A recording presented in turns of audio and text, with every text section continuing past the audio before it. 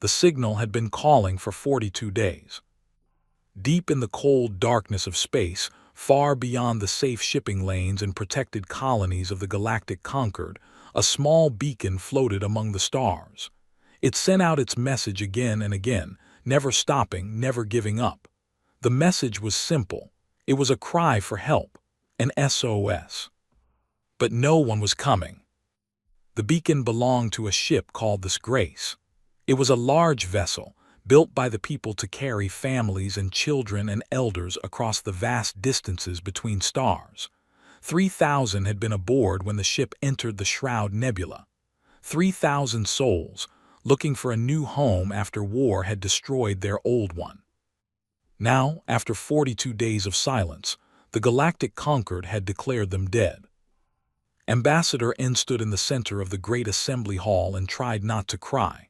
Her people did not cry the way humans did. Instead, when felt deep sadness, the soft light that glowed beneath their pale skin grew dim. Right now was barely glowing at all. She looked like a candle about to go out. "Please," she said to the assembled representatives. Her voice was soft and musical the way all voices were. "Please, you must send someone. My people are still out there. I know they are." The assembly hall was the largest room in the entire Concord station. It was shaped like a bowl, with hundreds of seats rising up in circles around a central platform. Each seat held a representative from one of the many species that had joined together to form the galactic Concord. There were beings of every shape and size. Some were tall and thin. Some were short and round. Some did not have solid bodies at all. The representative was the first to respond. They were a species made entirely of living crystal. They were beautiful to look at, with bodies that caught the light and sent rainbows dancing across the walls. But they were also very logical. They did not make decisions based on feelings. "Ambassador N," they said, its voice like wind chimes in a storm. "We understand your pain. Truly we do. But the mathematics are clear. No ship has ever entered the Shroud Nebula and returned. The gravitational forces alone would tear any vessel apart. The radiation would kill any living creature within hours. And even if somehow a ship survived those dangers, the sensor interference makes navigation impossible. Any rescue mission would simply add more deaths to this tragedy." "The speak truth," said the ambassador.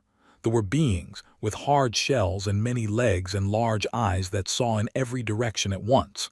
They were known throughout the galaxy as excellent engineers and builders. "We have studied the Shroud extensively. Our calculations show a 0% chance of survival for any vessel that enters. 0%, Ambassador. We are sorry for your loss, but we cannot send our people to die for nothing." Felt her glow dim even further. She had heard these arguments before. She had heard them every day for the past 42 days. And every day she had come back to this hall to try again.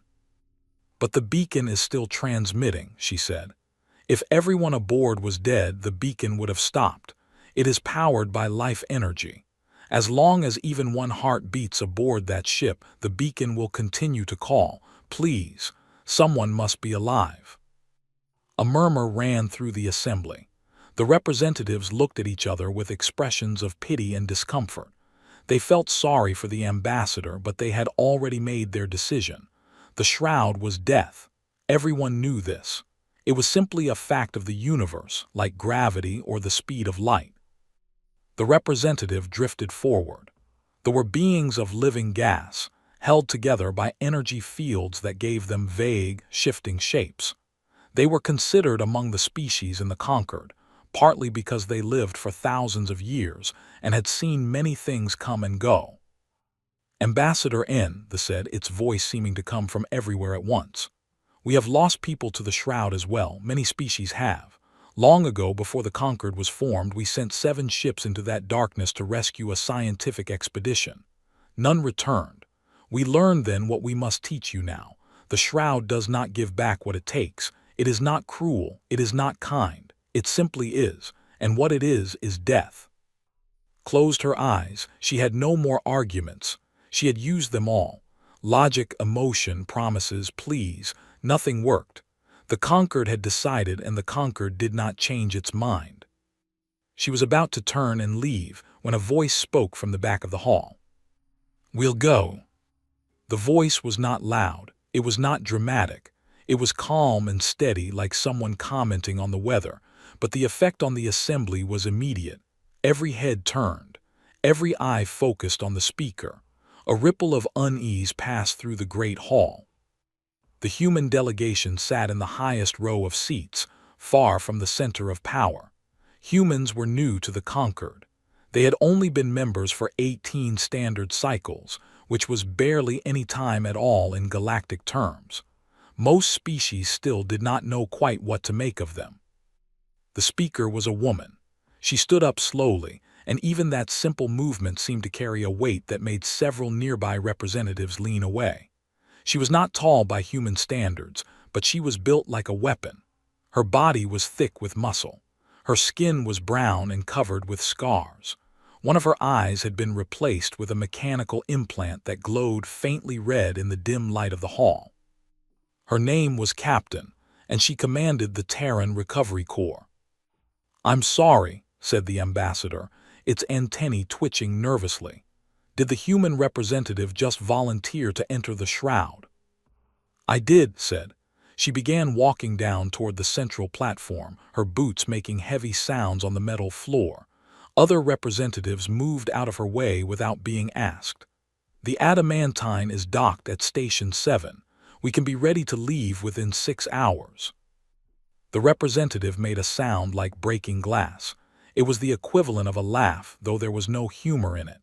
"Captain, with respect, you do not understand. Your species is new to space travel. You have not yet learned what is and is not possible. The shroud is not merely dangerous. It is absolutely lethal.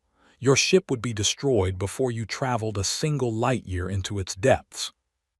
Reached the central platform and stood next to Ambassador N.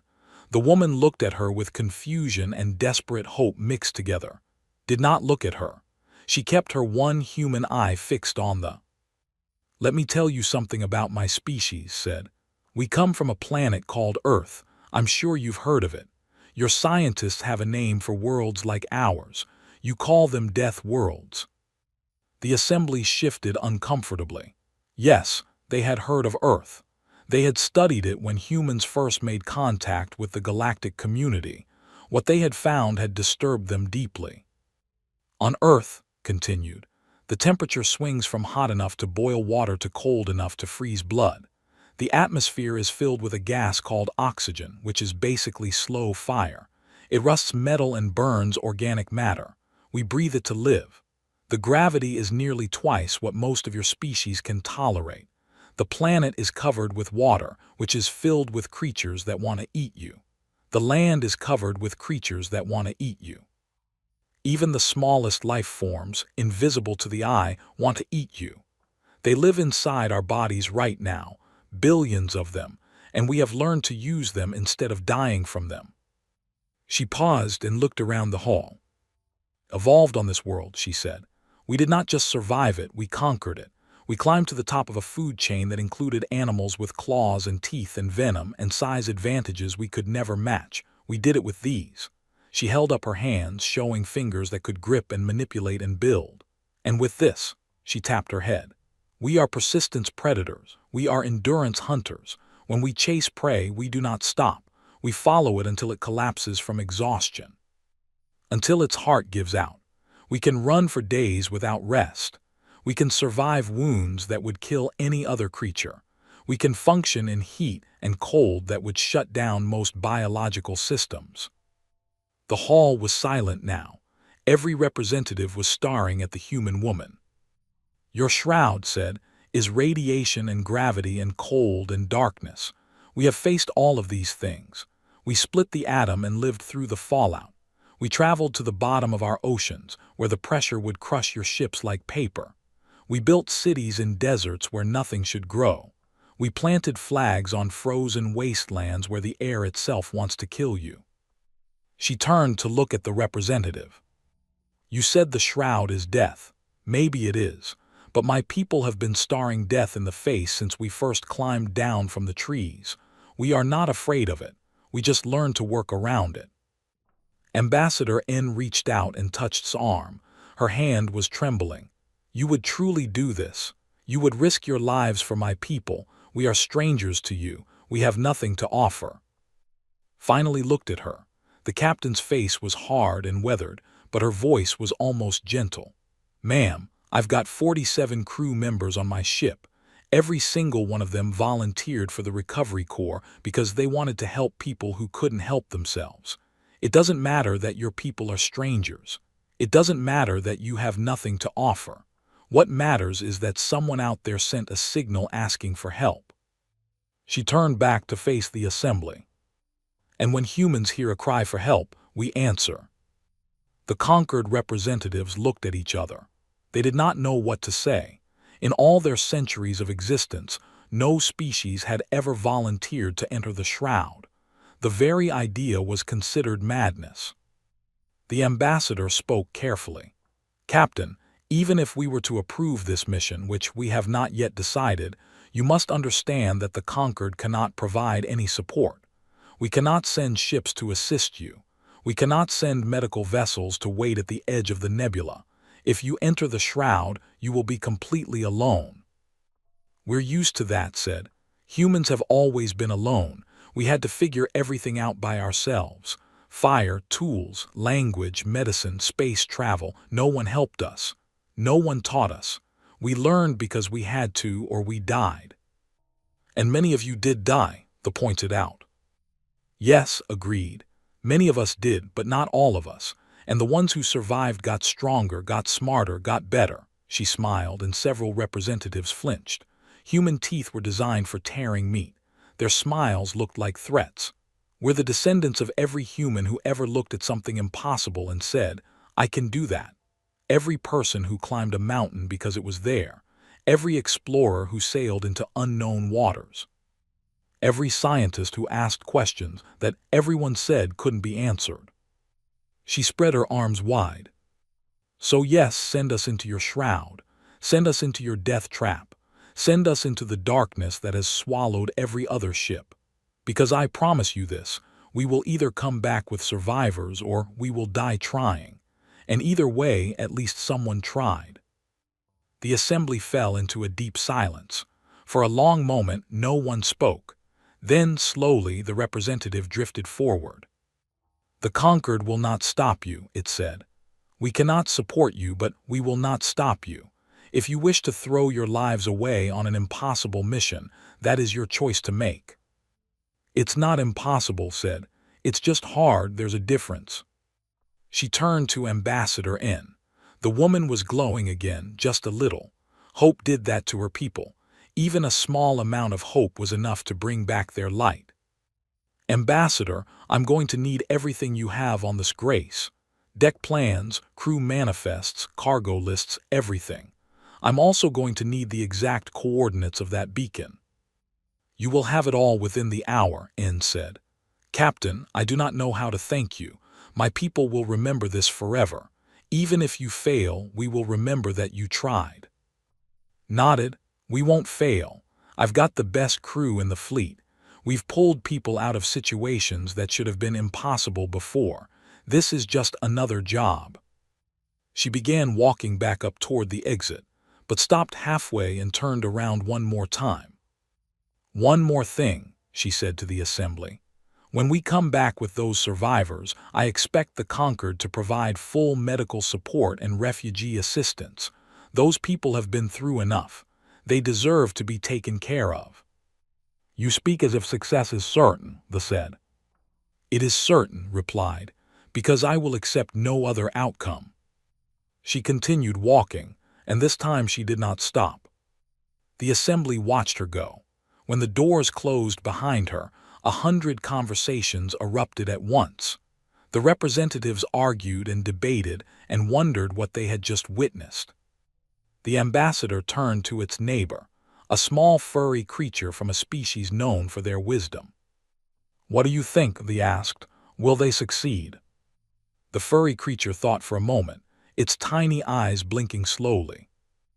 "I do not know," it said at last, "but I will tell you this. In all my years I have never seen a species quite like the humans.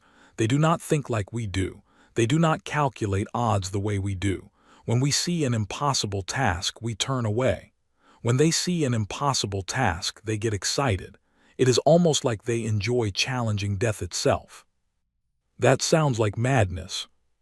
Perhaps it is, or perhaps it is something else. Perhaps it is what evolution looks like when a species grows up on a world that is constantly trying to kill it. They learned that survival requires doing impossible things. They learned that giving up means dying, so they do not give up. They cannot. It is not in their nature. They made another wind chime sound. Do you think they will come back? The furry creature looked toward the door where had disappeared. I think, it said slowly, that if anyone in this galaxy can return from the shroud, it is the humans. And I think that when they do, nothing in the Concord will ever be the same. Far away, on docking platform 7, Captain walked up the ramp to her ship. The adamantine was not beautiful. It was not sleek or elegant like the vessels of older species. It was blocky and angular and covered with armor plating and weapon mounts. It looked exactly like what it was, a warship built by a species that had never known peace. Her first officer, Commander James Park, was waiting for her at the top of the ramp. I heard your speech, he said, very inspiring. Did it work? The crew is already prepping for departure, is running diagnostics on the engines, is stocking the medical bay. Sergeant Major Obi is checking the weapons. Allowed herself a small smile. Good, because we've got a long way to go and a lot of people to save. The shroud is going to be rough, Park said, even for us. I know. Some of us might not come back. I know that too. Park nodded. He had served with for 8 years. He had followed her into combat zones and disaster areas and places that made the shroud look like a vacation spot. He trusted her completely.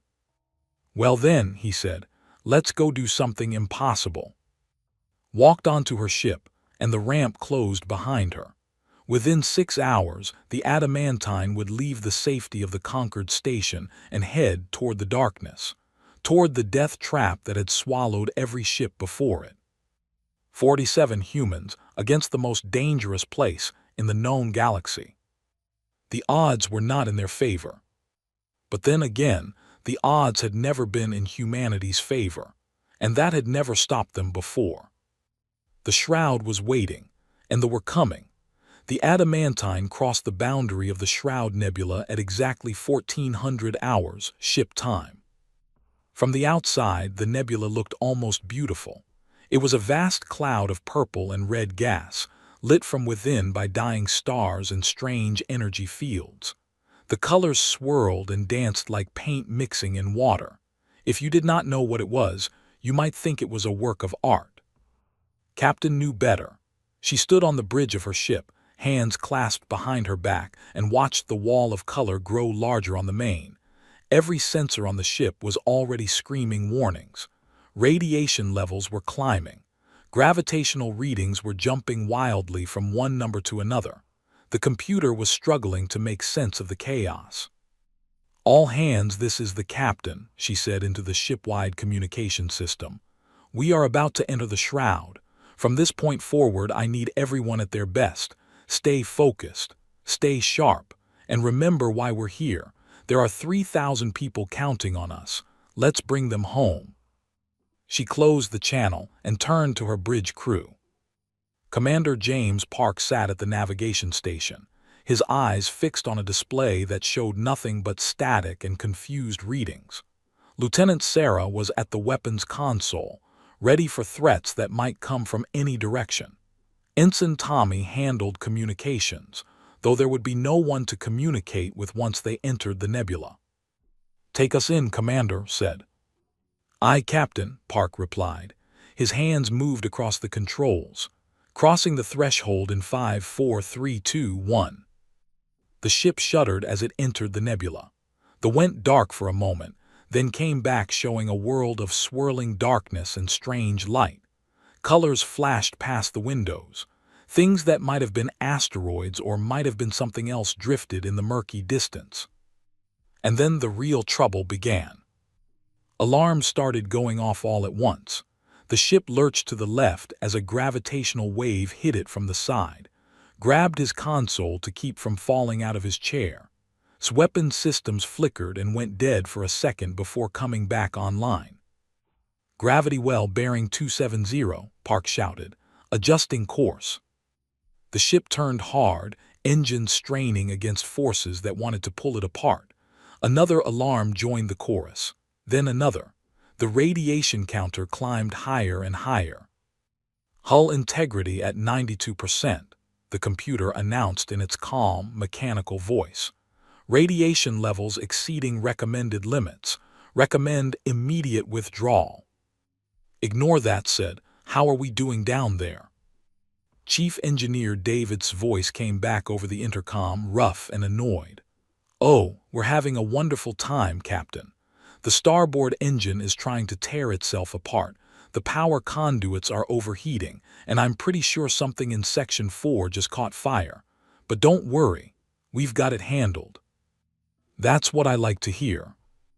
The ship rocked again as another gravitational wave passed through, grabbed the railing in front of her and held on.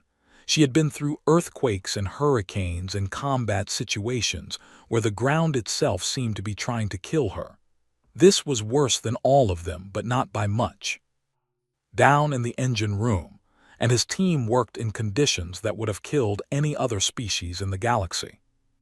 The temperature had climbed to 45 degrees Celsius. For humans, this was uncomfortable but survivable. For Aura, it would have been lethal within minutes. Had stripped off his uniform jacket and was working in a sweat-soaked undershirt, his hands moving over controls and conduits with the speed of long practice. "Martinez, get me a bypass on the cooling system," he shouted over the noise of straining engines. "We need to redirect power to the forward shields." "On it, Chief," a young woman shouted back. She crawled into a maintenance shaft that was barely big enough to fit a human body. The metal walls were hot enough to burn, but she ignored the pain. Human skin could heal from minor burns. The ship could not heal if they lost engine power. Another engineer named Williams was dealing with the fire in Section 4. He had grabbed an extinguisher and rushed into the smoke-filled corridor without waiting for orders. The air was toxic with burning chemicals, but Williams just held his breath and kept working. Humans could hold their breath for several minutes if they had to. It was a survival trait left over from when their ancestors had to dive into water to catch fish or escape predators. The fire was out in under 3 minutes. Williams emerged from the corridor with singed hair and red eyes, coughing smoke out of his lungs. "Section 4 is clear," he reported. "Good work," said. "Now get over here and help me with this conduit. The insulation is melting." Back on the bridge, watched the chaos unfold with calm eyes. She had seen worse. Every human on this ship had seen worse. That was the strange truth about humanity. They had evolved on a planet so hostile that nothing in space really surprised them. "Navigation, can you get us a clear path?" she asked. Park was sweating, his fingers flying over the controls.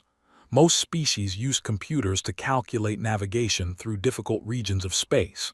The calculations were too complex for organic minds to handle, but humans had evolved a different way of thinking. Their brains were pattern recognition machines, built by millions of years of hunting and being hunted. They could see paths where others saw only chaos. "I'm working on it," Park said. "The gravitational fields are shifting constantly, but there's a pattern. There's always a pattern. I just need to find it." He stared at the swirling display, letting his mind go blank. This was a technique humans had discovered long ago. Sometimes the best way to solve a problem was to stop trying to solve it, to let the subconscious mind take over. The deeper parts of the brain could process information faster than the conscious mind.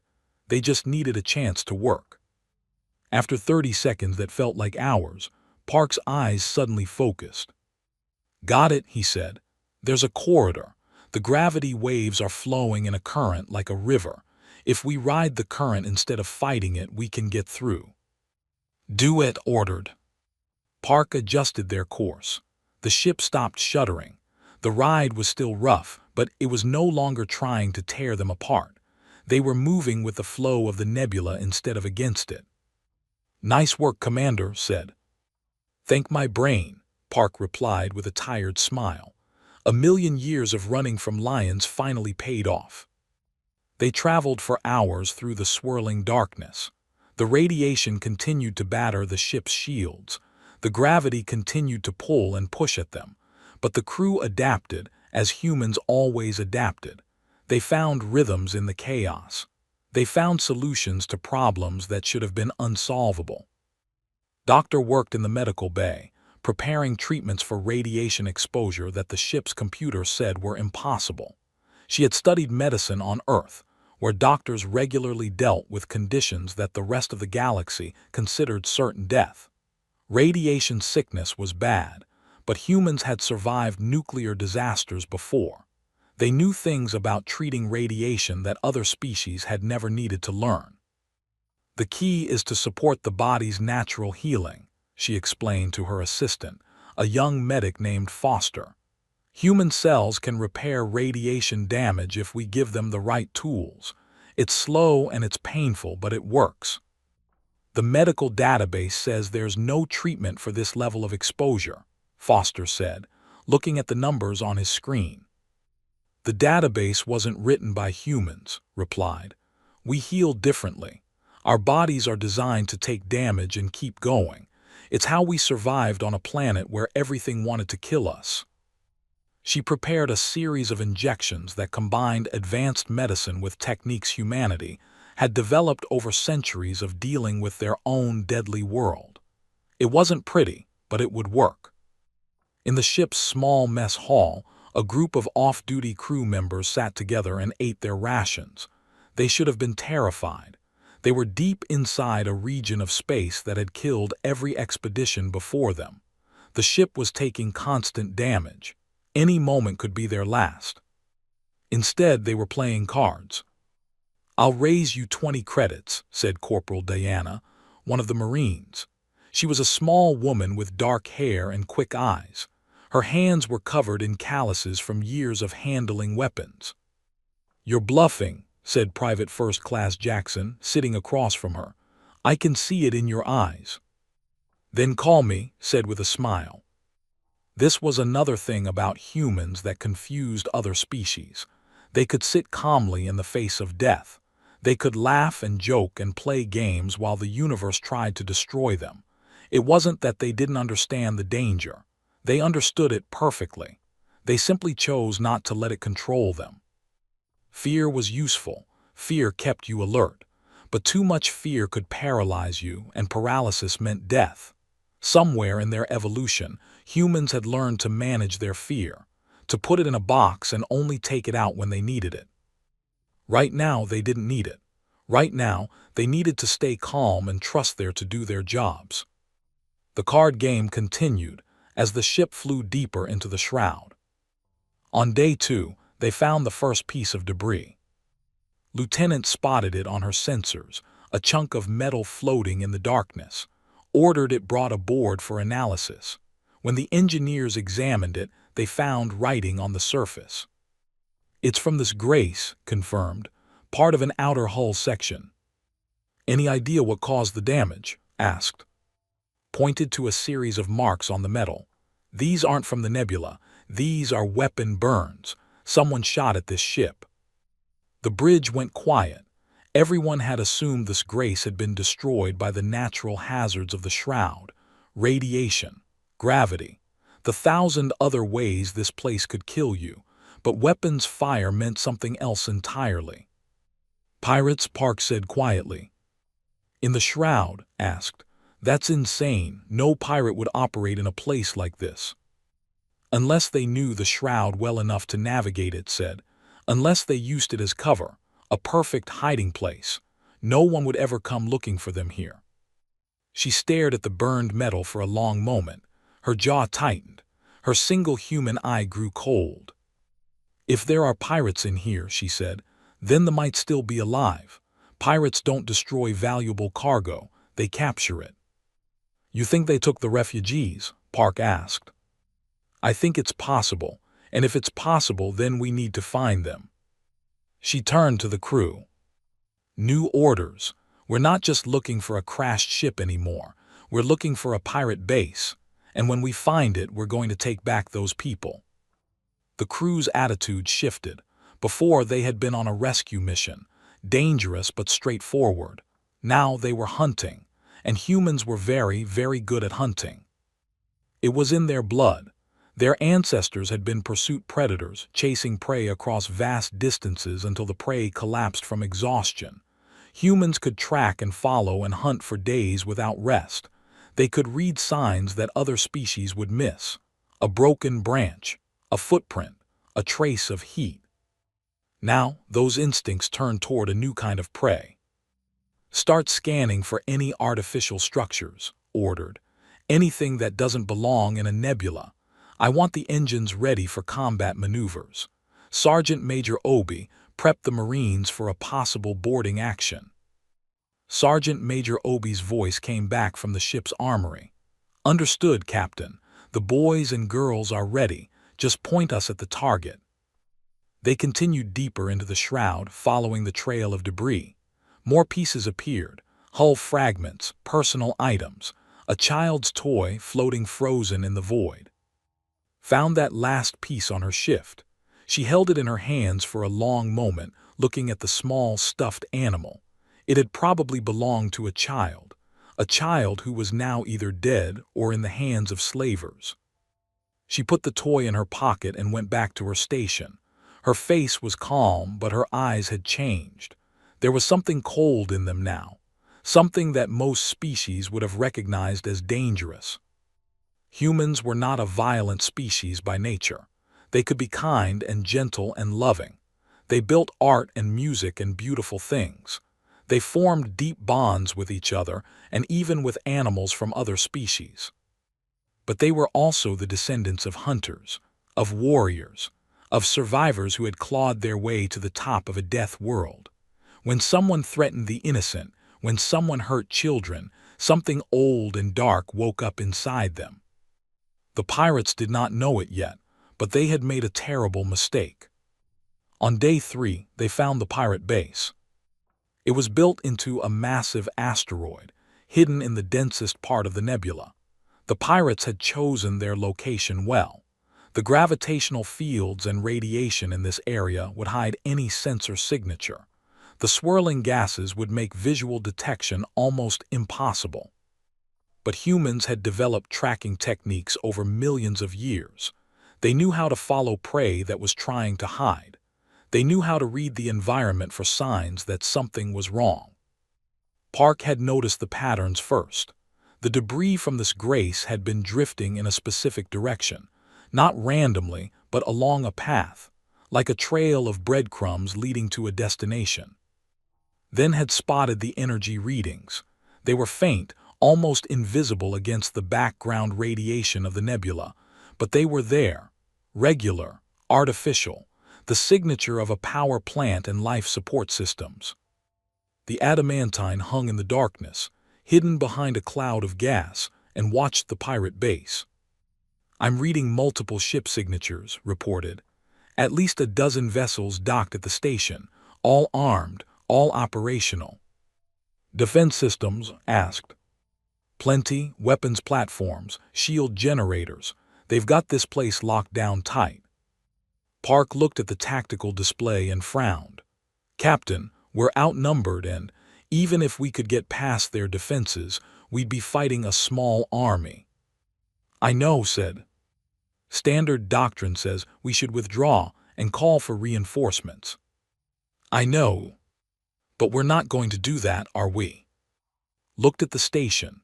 Somewhere in there, thousands were being held prisoner. Families, children, elders. They had been in captivity for over 40 days now. Every hour that passed was another hour of suffering. No, she said, we're not. Those people have waited long enough. She turned to face her crew. I'm not going to lie to you. This is going to be the hardest thing any of us have ever done. The odds are against us. We might not all make it back. But somewhere in that station there are 3,000 people who need our help. They're counting on us, even if they don't know we're here." She paused. On Earth, our ancestors had a saying, "Leave no one behind." It meant that you never abandoned your people, no matter how dangerous the situation, no matter how bad the odds. You went back for them or you died trying. "Those aren't our people," someone said quietly. It wasn't a complaint, it was just an observation. "They are now," replied. "The moment that beacon started transmitting, the moment someone called for help, they became our responsibility. That's what it means to be human. We don't wait for someone else to save people. We do it ourselves." She looked around the bridge. "So we're going in. We're going to hit them fast and hard, and we're not going to stop until every single prisoner is free. And when we're done, the galaxy is going to learn what happens when you mess with people under human protection." The crew was silent for a moment. Then Sergeant Major Obi's voice came over the intercom. "Captain, the Marines are ready. Just give the word." Spoke up from her station. "The flight crews are standing by. We can have shuttles in the air in 3 minutes." Added his voice. "Engines are at 100%. Whatever you need, Captain, we can do it." Allowed herself a small smile. "Then let's go save some people." The adamantine moved out of hiding and began its approach toward the pirate base.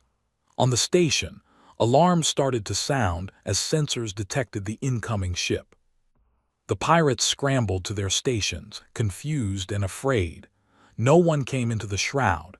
No one had ever found their base. It was supposed to be impossible. But humans had never been very good at accepting impossible. The battle for this grace was about to begin. The adamantine held position in the shadow of a broken asteroid, close enough to see the pirate station but far enough to avoid immediate detection. Captain had called for a tactical pause, time to plan and prepare before they committed to an assault that could end in all of their deaths. In the main briefing room, the senior officers gathered around a holographic display showing the enemy base. The station was massive, built into an asteroid the size of a small moon. Whoever had constructed it had spent years digging tunnels and chambers into the rock. Defense platforms bristled from every surface. Docking bays held ships of various sizes, all armed, all ready for combat. "The Bone Cartel," said Lieutenant, reading from the intelligence files they had managed to decrypt from intercepted signals. "That's who we're dealing with. They're a coalition of pirates, slavers, and organ harvesters from at least a dozen different species. They've been operating in the outer regions for decades, but no one knew they had a base in the shroud." "Makes sense," Commander Park said. "No law enforcement would ever come looking for them here. It's the perfect hiding spot." "What do we know about their forces?" asked. Pulled up more data. Best estimate, we're looking at around 400 to 500 hostiles on the station. Mixed species. Some deserters, a few others. They're not trained military, but they're experienced fighters. They've been doing this for a long time. "Weapons. Standard pirate fare. Energy rifles, plasma pistols, some heavier weapons for ship defense. Nothing too advanced, but enough to be dangerous." Sergeant Major Obi studied the display with the careful eyes of a soldier who had spent her entire adult life in combat. She was a large woman, tall and broad-shouldered, with skin so dark it seemed to absorb light. Her voice was deep and calm, the kind of voice that made people listen. "The numbers are bad," she said. "We've got 47 people total. 23 of those are combat-trained Marines.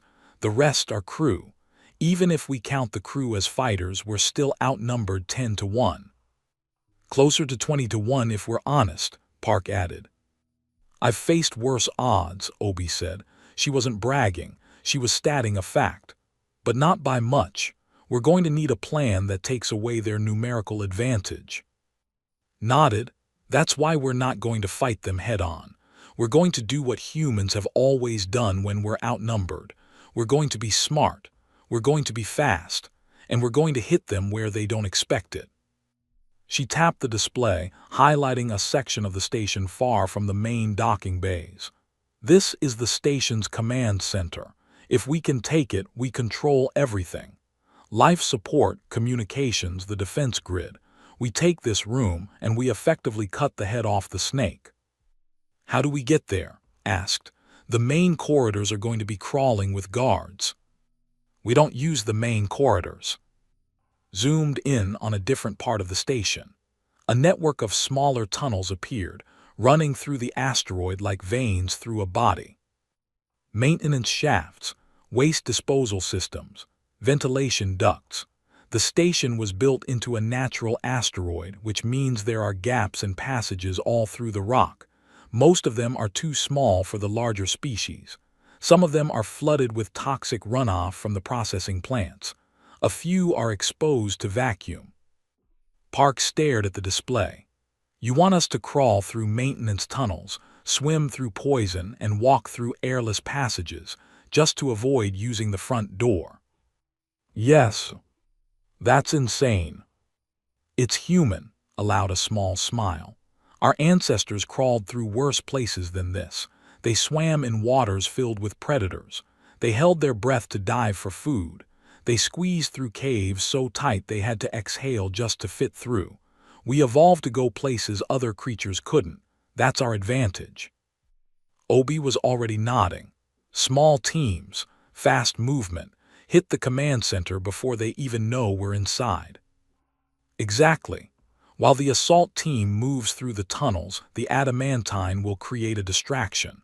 We'll engage their defense platforms, make a lot of noise, keep their attention focused outward.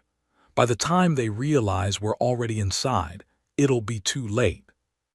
The officers looked at each other. It was a risky plan. A lot of things could go wrong, but it was also exactly the kind of plan that had allowed humans to survive on a death world for millions of years. Not through strength alone, but through cleverness, through endurance, through the willingness to do things that other species would never even consider. Who leads the assault team? Asked. I do, Obi said before could answer. This is a marine operation. My people, my responsibility. Agreed, said. Pick your team, Sergeant Major. 20 should be enough. Lighter and faster is better. Already got my list. The briefing continued for another hour. They went over every detail, every contingency, every possible thing that could go wrong. By the end, everyone knew their role. Everyone knew what was expected of them. As the officers filed out, called Obi back. Sergeant Major, a moment. Obi turned and waited. The two women had served together for years. They understood each other without needing many words. You know this might be a one-way trip, said quietly. I know. Some of your people won't be coming back. I know that too. Studied her old friend's face. There was no fear there, no hesitation, just the calm acceptance of a soldier who had made peace with death long ago. Then why? Asked. Why volunteer for this? You could have stayed on the ship, let someone else lead the team. Obi was quiet for a moment. When she spoke, her voice was thoughtful. When I was a girl in Lagos, my grandmother told me a story. She said that before our people came to the stars, before we even knew the stars were places you could go, we had a word. Ubuntu. It means something like, I am because we are. A person is only a person through other people. She looked at the holographic display, where the outline of the pirate station still glowed faintly. Those in there, they're not my species. They're not my family, but they're people, someone's daughter, someone's son, someone's grandmother. And right now, they're suffering because no one else in this galaxy was willing to help them. She turned back to, I am because we are. If I turn my back on them, what kind of person does that make me? What kind of person does that make us? Nodded slowly. I feel the same way. I know you do, Captain. That's why I follow you. There was nothing more to say. Obi saluted and walked out, leaving alone with her thoughts. Down in the ship's armory, The Marines were preparing for combat. The room was filled with the sounds of weapons being checked, armor being fitted, equipment being tested. 20 soldiers moved through the space with practiced efficiency, each one following rituals they had performed hundreds of times before. Corporal Diana sat on a bench, cleaning her rifle. The weapon was older than most of the equipment on the ship, a model that had been in service since before humanity first left Earth. But it was reliable. It had never jammed, never failed, had carried it through 6 combat deployments, and it had brought her home every time. Beside her, Private Jackson was sharpening his combat knife. The blade was unnecessary in an age of energy weapons and plasma rifles, but every human Marine carried one. It was tradition. It was also practical. Knives didn't run out of power. They didn't make noise. And in close quarters, when everything else failed, cold steel still worked. "You scared?" Jackson asked without looking up from his work. "A little," admitted. "Only idiots aren't scared before a fight. Fear keeps you alive." But I'm also angry. You saw that toy. Some kid's stuffed animal floating out there in the cold. Some kid held that thing. Some kid lost it because a bunch of pirates decided their lives didn't matter." She finished cleaning her rifle and began reassembling it. Her hands moved automatically, guided by muscle memory.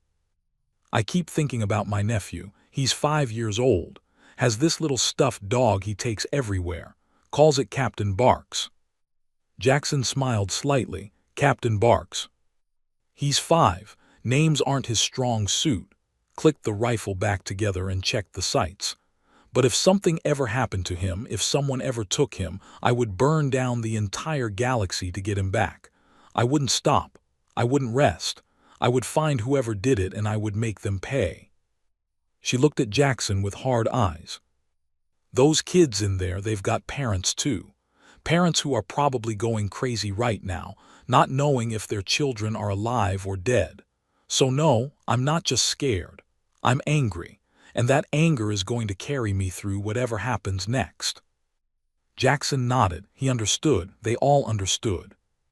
Across the room, Sergeant Major Obi was conducting final inspections. She moved from soldier to soldier, checking equipment, offering words of encouragement or advice. This was the part of leadership they didn't teach in officer training. The human part. The part where you looked your people in the eyes and reminded them why they were fighting. "Private Torres," she said to a young man barely out of training, "you ready?" Torres swallowed hard. He was the youngest member of the team, only 19 years old. This would be his first real combat action. "I think so, Sergeant Major." "That's not a yes." "Yes, Sergeant Major, I'm ready." Obi studied his face. She could see the fear there hiding behind the bravado. She had seen the same look on dozens of young soldiers over the years. Some of them had made it. Some of them hadn't. She couldn't predict which category Torres would fall into. "Being scared is normal," she said, keeping her voice low so the others wouldn't hear. "Everyone's scared before their first fight. The trick is to use it. Let it sharpen your senses. Let it make you faster, more alert. Fear is just energy. You can waste it by panicking, or you can channel it into action." "How do I do that?" "Focus on the mission. Focus on the person next to you. Don't think about dying. Don't think about what might happen. Just think about what you need to do in the next 10 seconds. Then the next 10 after that. Break it down into small pieces and handle them one at a time." Torres nodded, some of the tension leaving his shoulders. "And one more thing," Obi added. "If it all goes wrong, if everything falls apart, you stick with your team. Humans have survived for millions of years because we don't abandon each other. That's our secret weapon. Not our guns, not our ships, each other. You remember that and you'll be fine." "Yes, Sergeant Major, thank you." Obi moved on to the next soldier, leaving Torres to finish his preparations.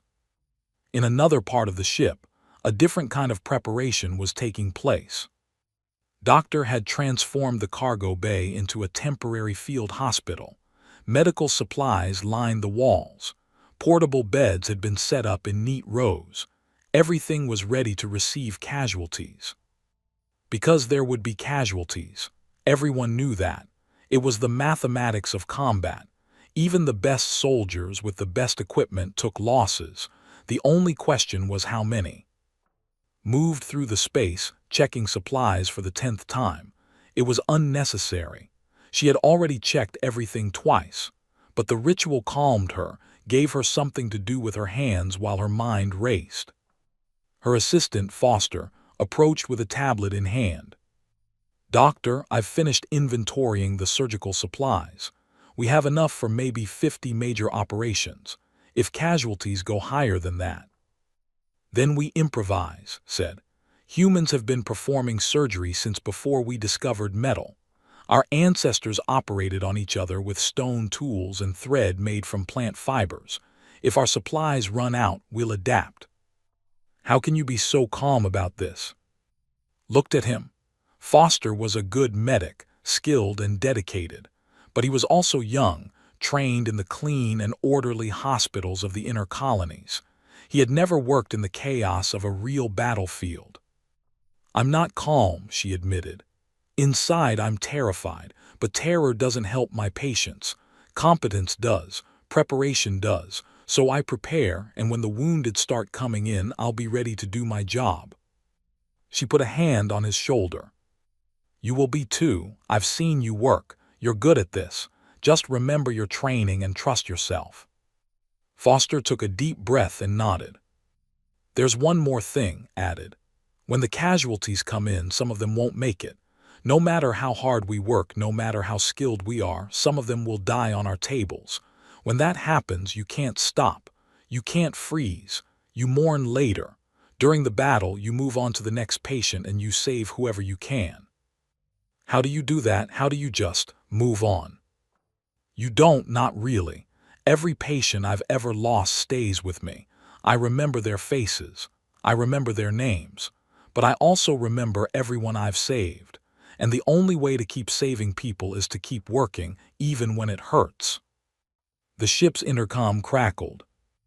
"All hands, this is the captain. We begin our approach in 1 hour. All assault team members report to the airlock for final staging. May whatever gods you believe in watch over us all." The message ended. Around the ship, 47 humans finished their preparations and said their private prayers. In the armory, the Marines performed one final ritual. They gathered in a circle, arms around each other's shoulders, heads bowed. Sergeant Major Obi spoke.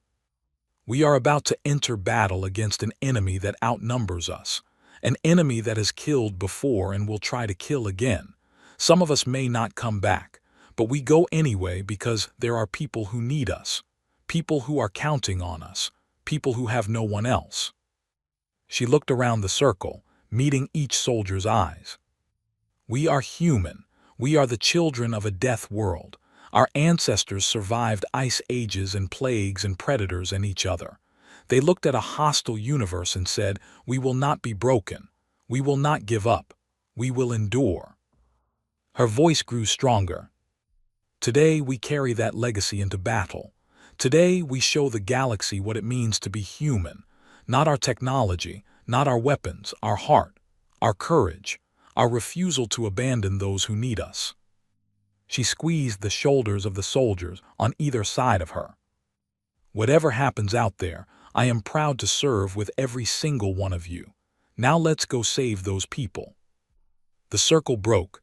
The Marines filed out toward the airlock. Their faces were calm. Their eyes were determined.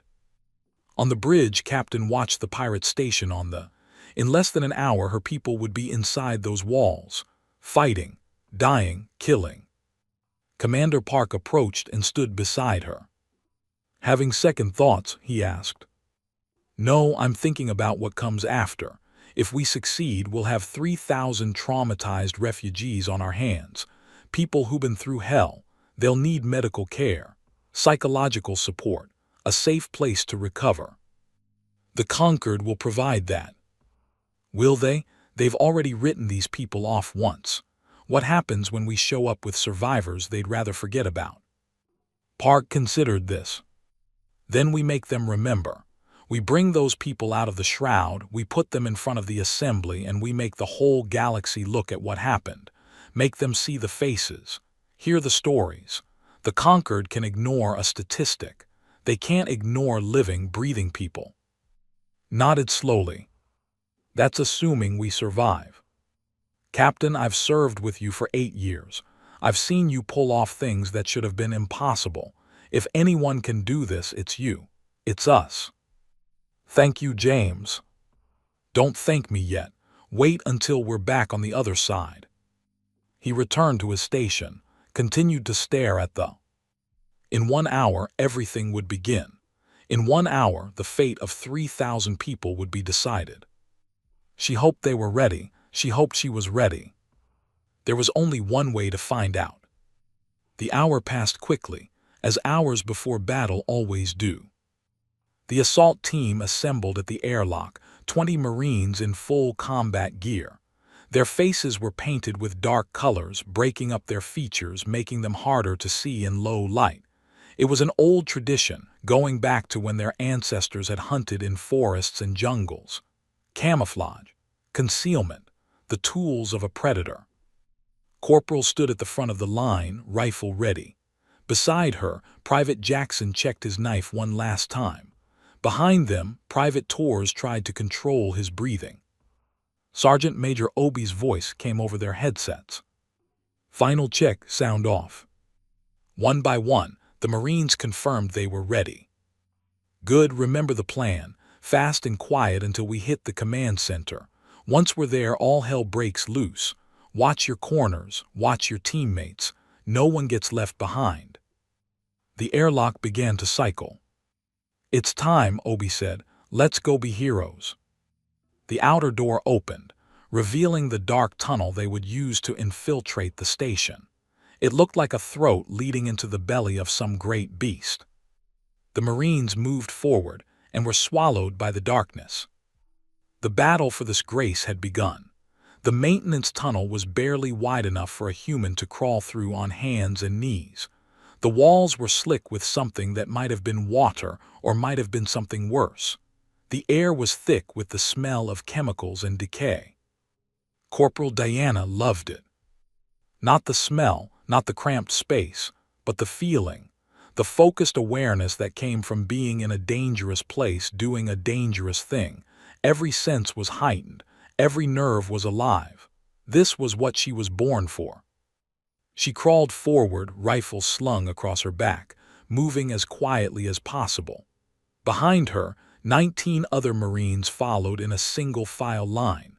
They communicated with hand signals only. Quick gestures passed from one person to the next. The tunnel sloped upward, taking them deeper into the asteroid where the pirate station was built. According to the maps they had studied, they were currently passing beneath the main docking bay. Above them, hundreds of pirates went about their business, completely unaware that death was crawling through their walls. Checked her wrist display. They had been moving for 40 minutes. The command center was still another 30 minutes away. Her knees were scraped raw from the rough floor. Her shoulders ached from the constant awkward movement. Aor would have given up long ago. But humans were built for this. Their ancestors had crawled through caves and burrows, squeezing through tight spaces to hunt for food or escape from predators. The discomfort was nothing. The discomfort could be ignored. She reached a junction where the tunnel split in 2 directions. Holding up a closed fist, she signaled for the team to stop. Then she consulted her map and pointed to the right. The team resumed movement. Behind her, Private Torres was struggling. He was trying not to show it but could see the fear in his eyes every time she looked back. His movements were jerky, nervous. His breathing was too fast. She caught his attention and gave him a quick nod, a small gesture of reassurance. You're doing fine, keep going. Torres nodded back, his breathing slowed slightly. They continued through the darkness. 20 minutes later, the tunnel opened into a larger space. It was some kind of waste processing chamber, filled with tanks and pipes and machinery that hummed with constant activity. The smell here was almost unbearable. Pulled a small filter mask from her belt and pressed it over her nose and mouth. The others did the same. Sergeant Major Obi moved up from the middle of the line. She surveyed the chamber with experienced eyes. "This wasn't on the map," she said quietly. "They must have expanded the station since those plans were made," replied. "Can we get around it?" Studied the chamber. There were catwalks running along the walls, leading to various access points. Most were unguarded. The pirates clearly thought no one would ever be in this area. "Over there," she pointed. "That hatch looks like it leads into the main ventilation system. We can use that to get to the command center. It's exposed if anyone looks down here. Then we move fast." Obi considered for a moment, then nodded. "Go." Moved out onto the catwalk, staying low, using the railing for cover. One by one, the Marines followed. They crossed the chamber in silence, nothing but shadows in the dim light. They were halfway across when a door opened on the far side of the room. Everyone froze. A pirate walked onto the catwalk on the opposite side of the chamber. Were large beings, almost 3 meters tall, with thick skin and multiple arms. This one was carrying a tool kit. It looked like a maintenance worker, probably here to check on the waste processing equipment. The stopped, it had noticed something, maybe a sound, maybe a flicker of movement. It turned its head, scanning the chamber. Didn't breathe, none of them did. For a long moment, nothing happened. They stared into the shadows where the Marines were hiding. Its small eyes narrowed. Then Private Jackson moved. He was across the catwalk before anyone could stop him, knife in hand. He dropped from the railing, landing silently on the platform below. The turned, mouth opening to shout in alarm. It never got the chance. Jackson's blade found its throat. The knife was ceramic, sharper than steel, designed for exactly this kind of work. It cut through the tough skin like paper. The alien made a wet gurgling sound and collapsed. Jackson caught the body before it could fall and make noise. He lowered it gently to the ground, then looked up at Obi with questioning eyes. Obi gave him a single nod. "Good work." They kept moving. The ventilation shaft was just where had predicted. They climbed through the hatch one at a time, pulling themselves up into a horizontal duct that was only slightly more comfortable than the maintenance tunnel. At least the air here was cleaner.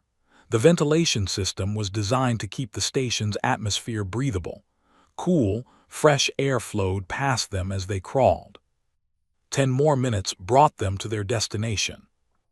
Reached a grated opening and stopped. Through the gaps in the metal, she could see the command center below.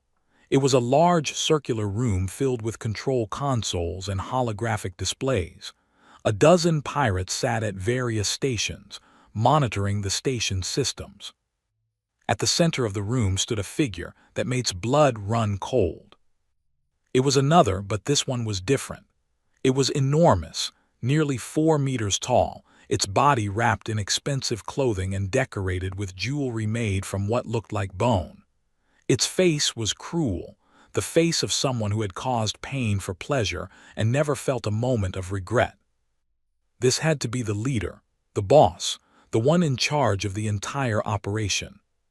Signaled back to Obi, using quick hand gestures to describe what she saw. Obi moved forward to look for herself, then nodded. They waited. Outside the station, the adamantine had begun its distraction. Captain stood on the bridge, watching as her ship engaged the pirate defense platforms. Weapons fire lit up the darkness of the nebula. Shields flickered and strained. The ship shook with every impact. "Forward batteries, target the nearest platform," she ordered. "Take it out." Lieutenant fired. A lance of energy shot from the adamantine and struck the defensive position. The platform exploded in a ball of fire. "One down," reported. 11 to go. "Keep firing. Make as much noise as possible." The pirates were responding now. Their ships were powering up, preparing to launch. Communication channels were flooded with confused chatter. Everyone was focused on the threat outside. No one was looking inside. In the command center, the attack began. Pushed out the grate and dropped through the opening, rifle already firing. Her first 3 shots took out the pirates closest to the door, preventing them from calling for backup. Jackson was right behind her, then Tors, then the rest of the team. The room exploded into chaos. Pirates scrambled for weapons. Alarms started screaming. The giant leader roared with fury and reached for a massive gun mounted on its hip. Obi was faster. She had entered through a different vent, dropping directly behind the leader. Before the could draw its weapon, she was on its back, blade pressed against its throat. "Nobody move," she shouted. The room went still. 12 pirates stood frozen, caught between reaching for their guns and surrendering. The leader had gone rigid, feeling the edge of the blade against its skin. "Tell your people to stand down," Obi said, her voice cold and calm. "Now." The laughed, it was an ugly sound. "You think you've won? You think this changes anything? There are 500 of my soldiers on this station. You have maybe 20. The moment you leave this room, you're dead."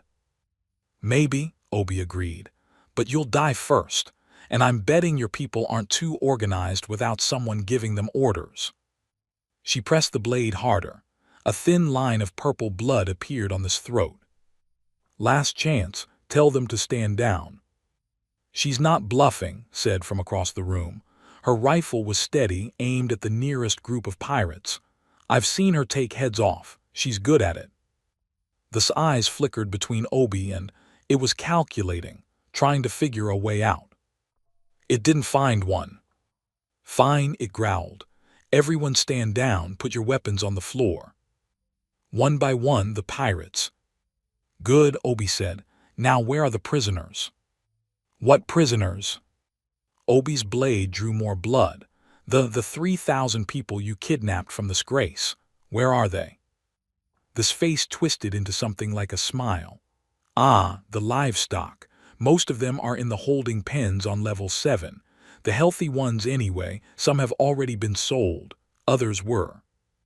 It paused, savoring the words. "Processed." Something changed in Obi's eyes. The calm focus shifted into something darker, something ancient. "Processed. Their organs are quite valuable on the black market, and their skin makes lovely decorations. Would you like to see?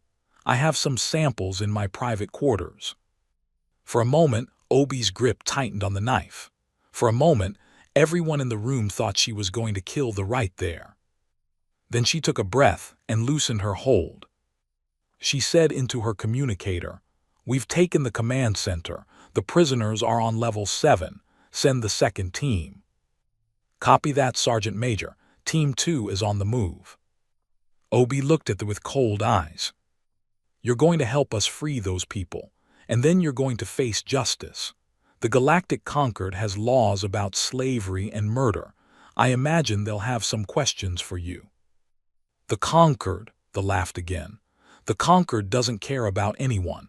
They abandoned those refugees. They declared them dead. Why do you think I chose targets? Because I knew no one would come looking." "You were wrong." "Was I? You're humans. A species that's been in space for less than 2 decades. You have no alliances, no power, no political influence. The Conquered will ignore this. They always ignore things that make them uncomfortable." Obi smiled. It was not a pleasant smile. "That's the thing about humans. We don't need the Conquered's permission to do what's right. We don't need political influence or alliances. We just need people who need help, and we'll come for them every single time. Through nebulae that kill everything. Through stations filled with enemies. Through whatever stands in our way." She leaned close to this ear. "You should have done your research. We're not like the other species. We don't give up, we don't back down, and we never ever forget." On level 7, the second team was encountering resistance. The holding pens were guarded by several dozen pirates who had not received the stand-down order. They had fortified their position, using the corridors as choke points. laying down heavy fire on anyone who tried to approach. Lieutenant led this team. She wasn't a Marine, but she was a damn good fighter. She had grown up in the asteroid mining colonies, where accidents were common and survival skills were essential. "Suppressing fire," she shouted. "Keep their heads down." Her team opened up with everything they had. Energy bolts and plasma rounds filled the corridor, forcing the pirates to take cover. While the firefight raged, Private Torres moved. He had found a side passage, a maintenance access that the pirates hadn't thought to guard. It was small and narrow, barely enough room to squeeze through. Perfect for a human. Torres crawled through the darkness, trying to ignore the sounds of combat behind him. His heart was pounding so hard he could hear it in his ears. His hands were shaking.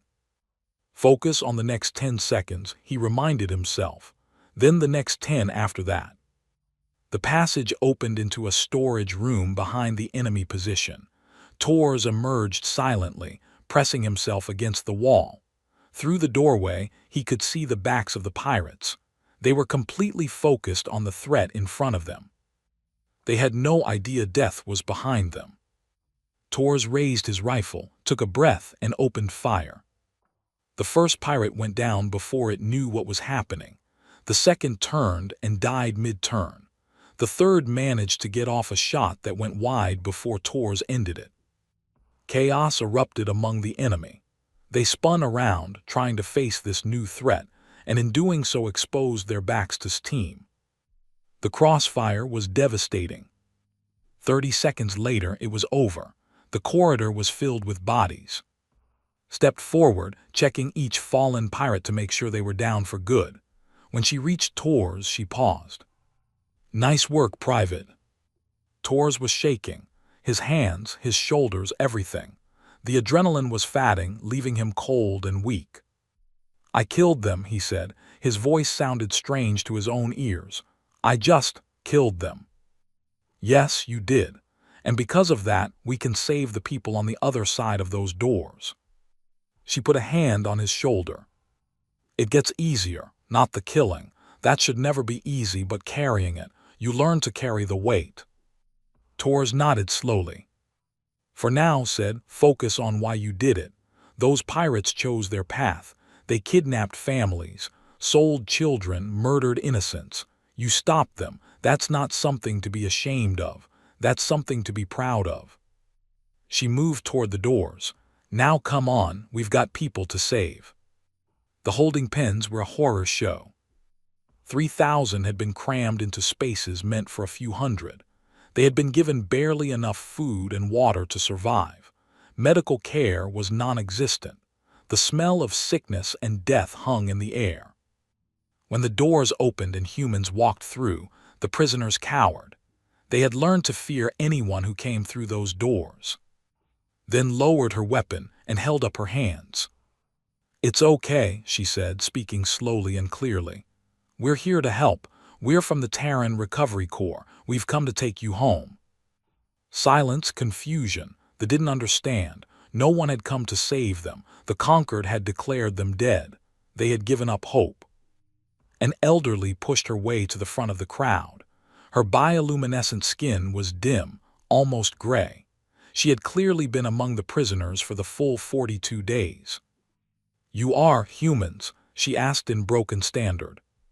"Yes, ma'am." "The Deathworld species, the dangerous ones."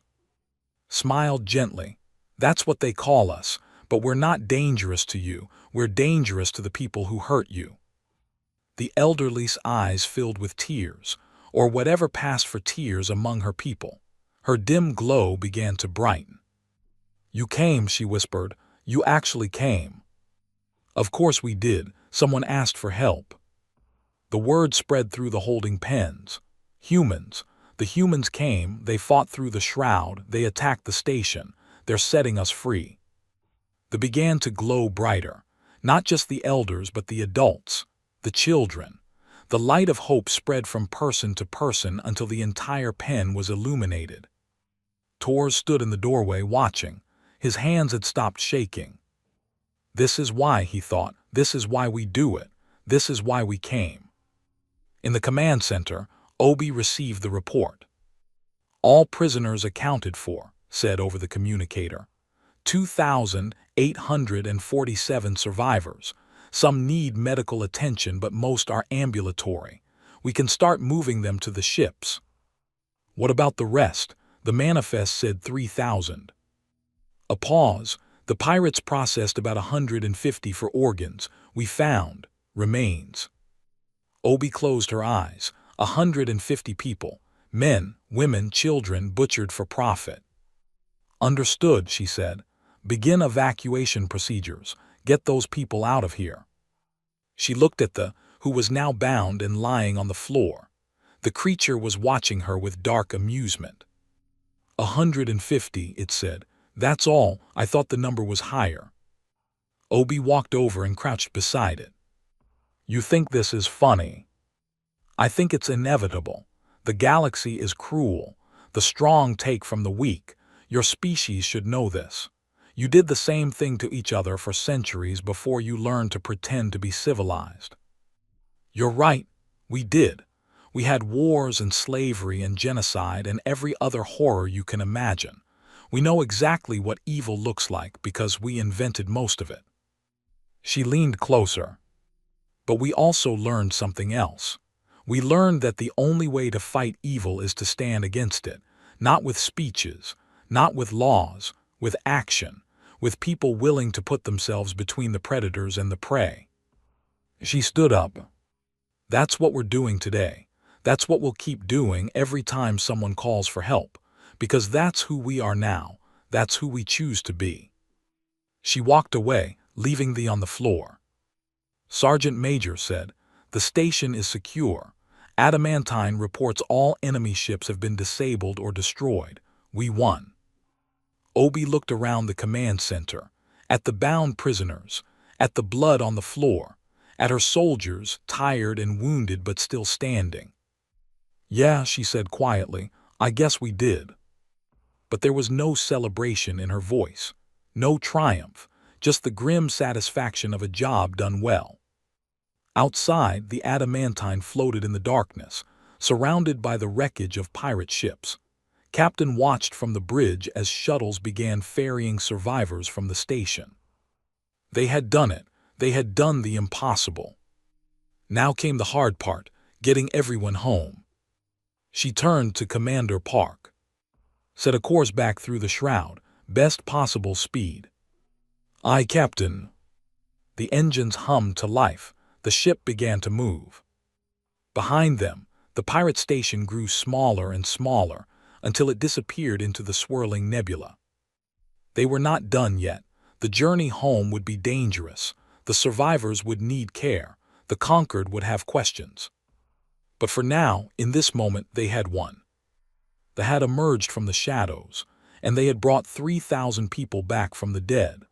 The journey back through the shroud took 6 days. 6 days of fighting against gravitational waves that wanted to tear them apart. 6 days of radiation alarms and engine failures and moments where everyone on board thought they were going to die. 6 days of pushing through darkness that had swallowed every other ship that had ever entered it. But this time was different. This time, the Adamantine was not alone. 2 pirate ships had been captured during the assault on the station. Their crews had surrendered rather than fight to the death, and now those vessels flew alongside the Terran warship. Their holds were filled with survivors, packed in tight but safe. 3 ships instead of 1, 3 times the capacity, 3 times the chance that everyone would make it home. Captain stood on the bridge of the Adamantine and watched the swirling colors of the nebula flow past the. She had barely slept in 6 days. Every time she closed her eyes, she saw the faces of the they had rescued. The children who had clung to her soldiers, too afraid to let go. The elders who had wept with joy. The parents who had searched desperately for family members who might or might not still be alive. 2,847 survivors, 153 dead. The numbers ran through her mind over and over. They had saved so many, but not everyone, never everyone. Commander Park approached with a cup of coffee. It was terrible coffee, brewed from emergency rations that had been sitting in storage for months. But it was hot and it was caffeinated, and that was all that mattered. "You should rest," he said, handing her the cup. "Doctor says you're running on fumes." "I'll rest when we're out of the shroud." "That could be another day, maybe two." "Then I'll rest in a day, maybe two." Park knew better than to argue. He had served with long enough to understand that some battles couldn't be won. Instead, he took a position beside her and stared at "The survivors are holding up," he said. "Better than expected. They are resilient." They've had to be. There was destroyed by the same war that scattered them across the galaxy. They've spent years moving from place to place, looking for somewhere to belong. This was supposed to be their last journey, a new colony, a fresh start. "It still can be. We're going to get them there." Took a sip of her terrible coffee. "I know, I just wish we could have gotten there faster, maybe saved a few more." "You can't think like that, Captain. We did the impossible. We went where no one else would go. We fought an enemy no one else would fight. We brought back nearly 3,000 people that the entire galaxy had written off as dead. That's not a failure. That's a miracle." "It doesn't feel like a miracle." "It never does, not to the people who make it happen." They stood in silence for a long moment, watching the nebula swirl and dance around them. "Captain," Lieutenant called from her station, "I'm picking up something on long-range sensors. We're approaching the edge of the shroud." Straightened up. "How long until we're clear?" "At current speed, approximately 4 hours." "Push the engines a little harder. I want to be out of here in 3. "Aye, Captain." The next 3 hours were the longest of his life. Every minute felt like an eternity. Every warning alarm made her heart jump. But the ships held together, the survivors stayed safe, and slowly, gradually, the swirling colors of the shroud began to thin. And then finally, they emerged into clear space. Filled with stars, clean, bright, normal stars not filtered through layers of radiation and gas. The sensors stopped screaming. The engines settled into a steady hum. The nightmare was over.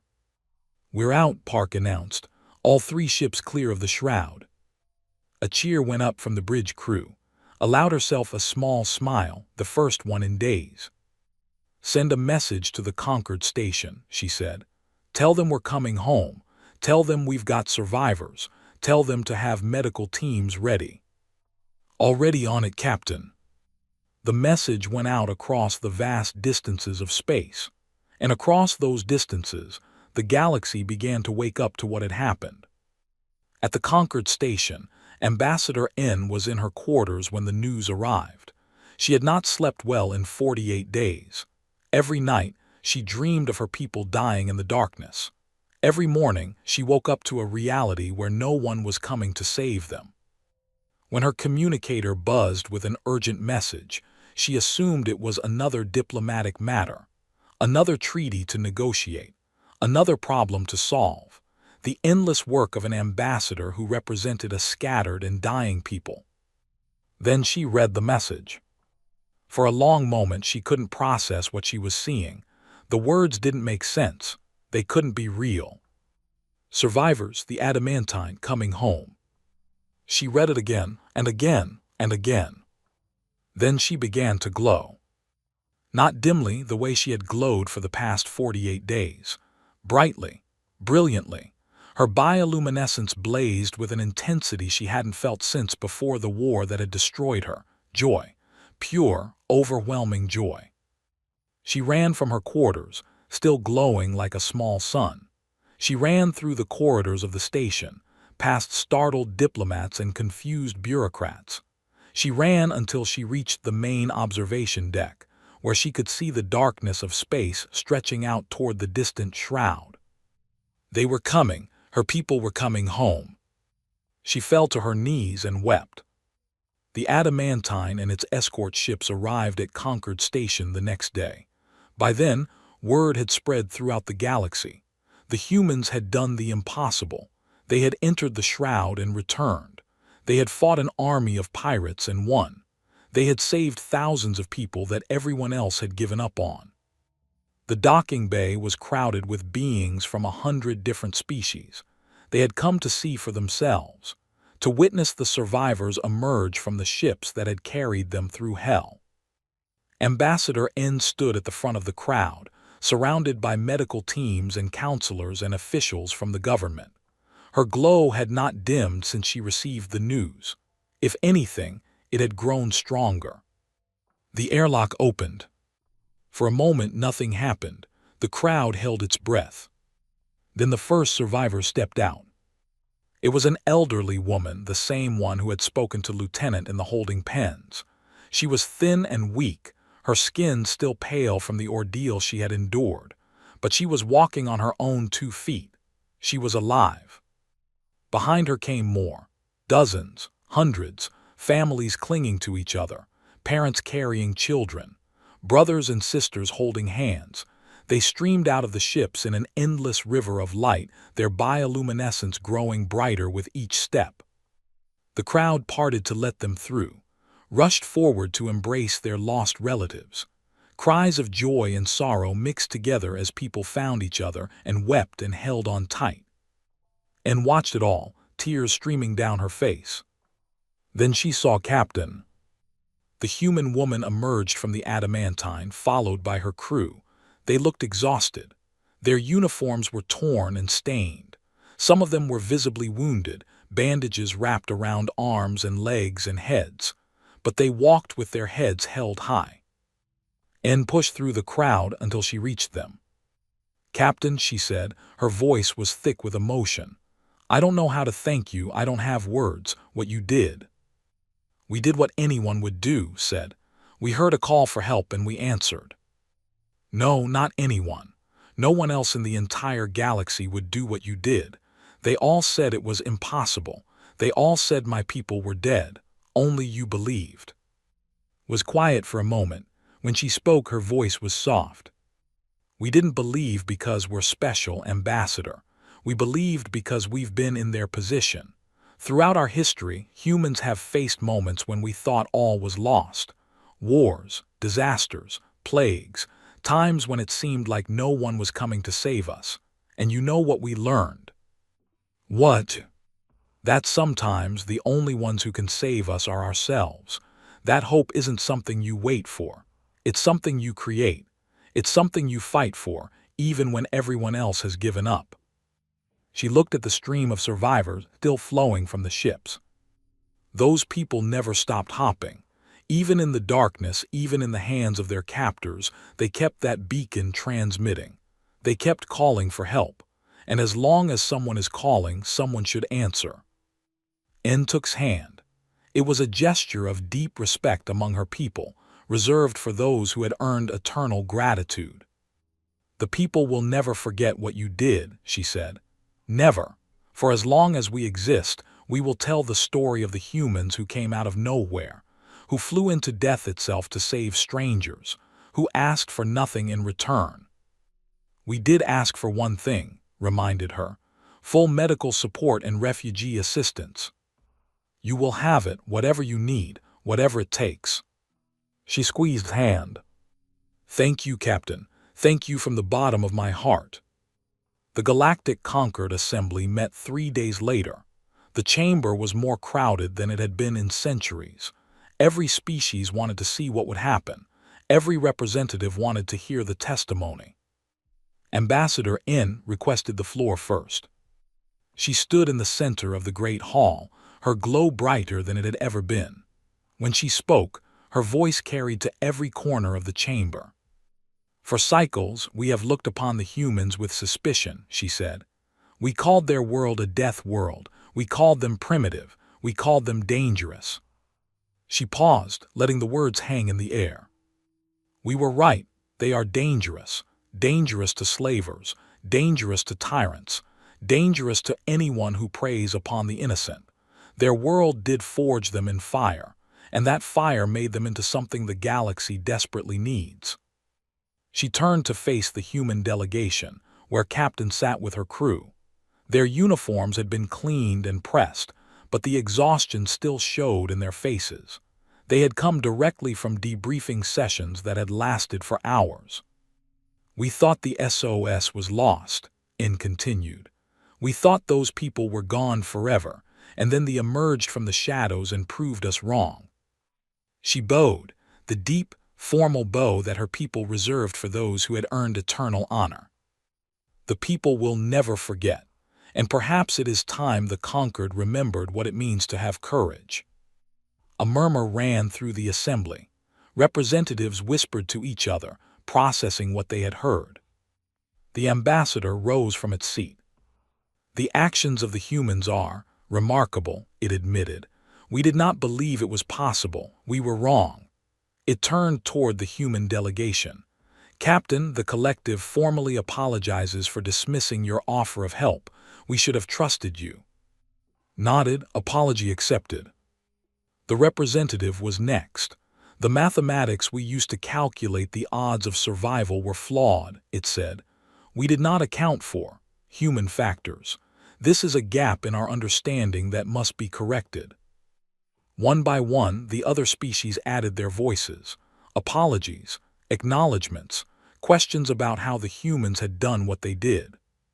Through it all remained quiet, letting her crew bask in the attention they deserved. Sergeant Major Obi, Lieutenant Commander Park, Doctor, Corporal, Private Tours, all of them. They had earned this moment. Finally, the representative drifted forward. The ancient being's gaseous form shifted and swirled as it spoke. "We have watched the younger species for thousands of years," it said. "We have seen them rise and fall. We have seen civilizations bloom and wither. In all that time, we have never seen anything quite like what we witnessed here." It turned to face the assembly. "The humans are not like us. They do not think as we think. They do not calculate odds as we do. When they see an impossible task, they do not turn away. They lean in. They embrace it. They treat death itself as nothing more than a challenge to be overcome." It paused.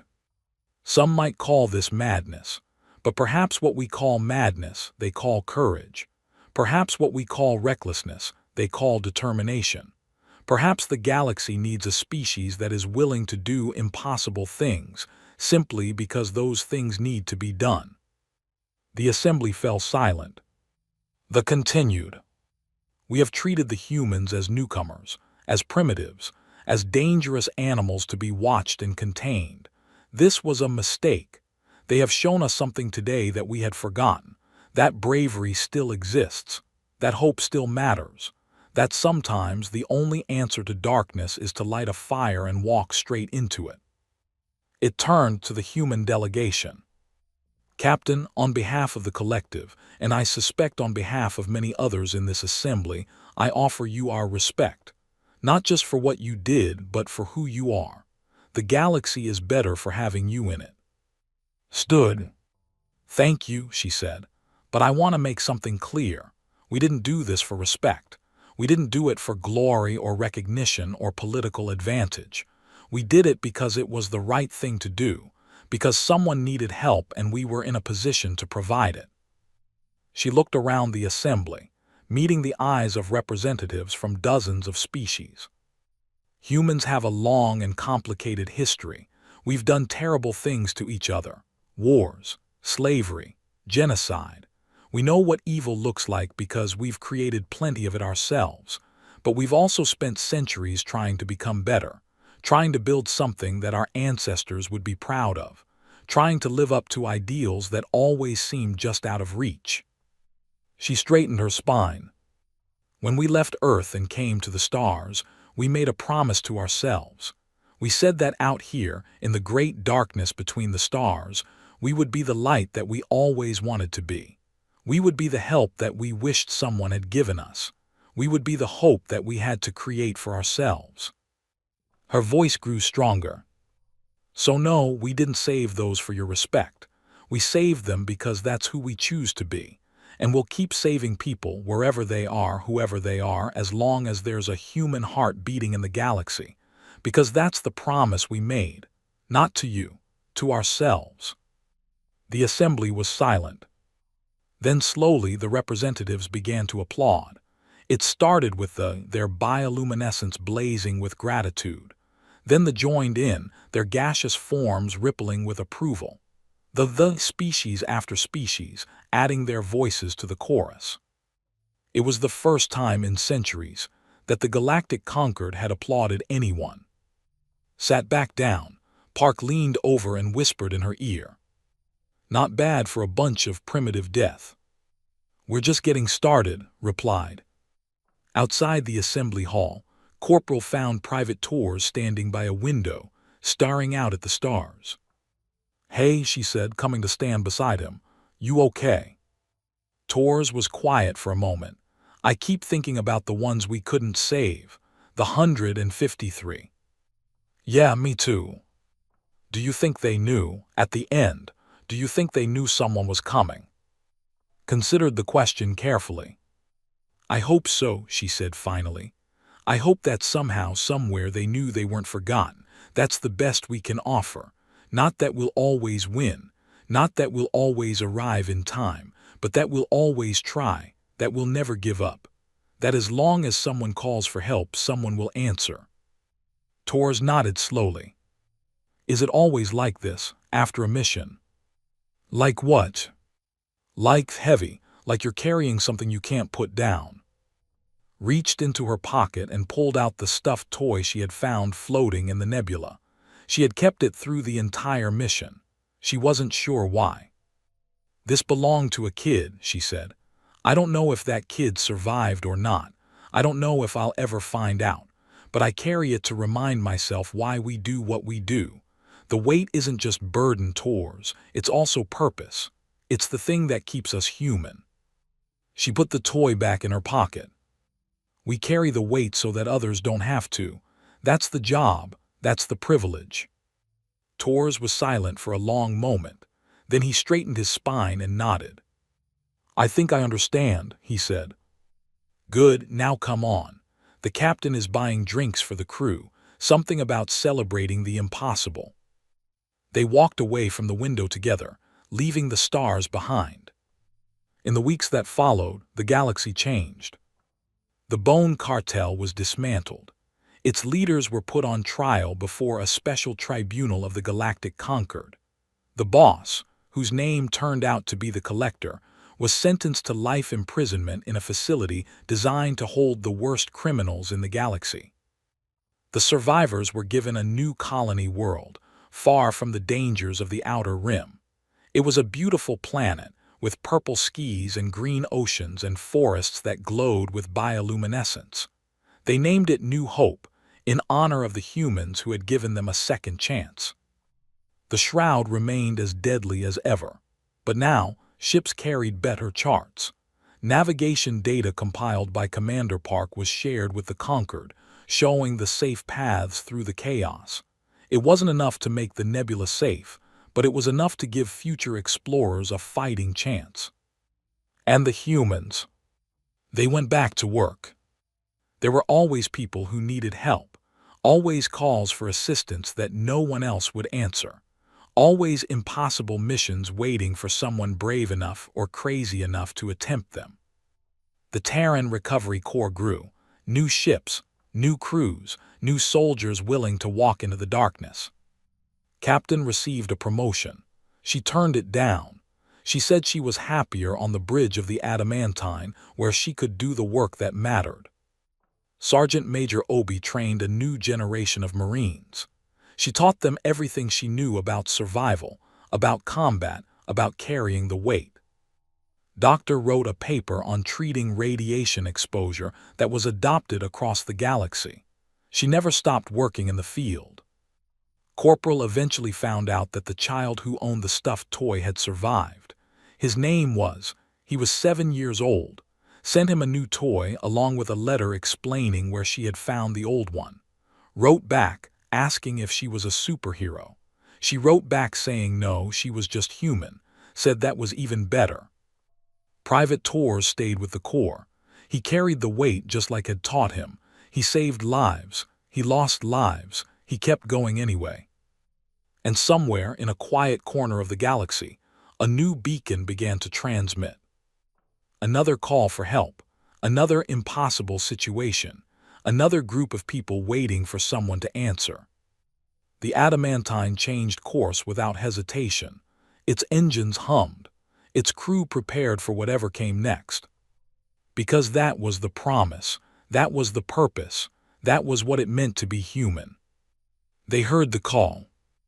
And they answered. Always. Forever.